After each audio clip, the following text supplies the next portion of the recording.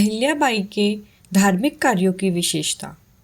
अहिल्या देवी के सुशासन की विशेषता यह थी कि इनके द्वारा संपूर्ण भारत में किए गए सेवा कार्यों को राज्य से संबंधित नहीं रखा गया।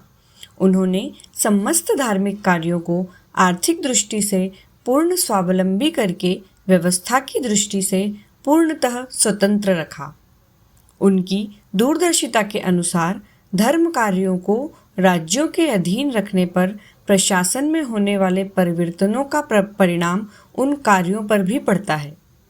समस्त धार्मिक कार्यों के लिए स्थायी व्यवस्थापक नियुक्त कर इसका उत्तरदायित्व वंश परंपरा के लिए उन्हें सौंप दिया गया। इस दूरदर्शी व्यवस्था का परिणाम यह हुआ कि राज्य और देश में हुए अनेकों परिवर्तन के बाद भी वे कार्य आज विधिवत चल रहे हैं। उदाहरण के लिए गंगा जल तीर्थ स्थानों पर ले जाने की व्यवस्था अभी भी देवी द्वारा स्थापित वंश परंपरागत व्यवस्था के अनुसार चल रही है। इन पंडों के पास देवी द्वारा दी गई भूमि की सनदें हैं और वे इन कागज़ों को अमूल्य व गौरव की वस्तु मानते हैं। अब ये पंडे रेल या मोटर द्वारा गंगोत्री से गंगा जल लेकर पहले इंदौर आते हैं।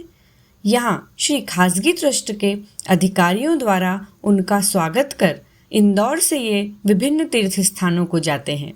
अब इनके खर्च की व्यवस्था खासगी ट्रस्ट द्वारा की जाती है, जिसका कार्यालय इंदौर में स्थित है।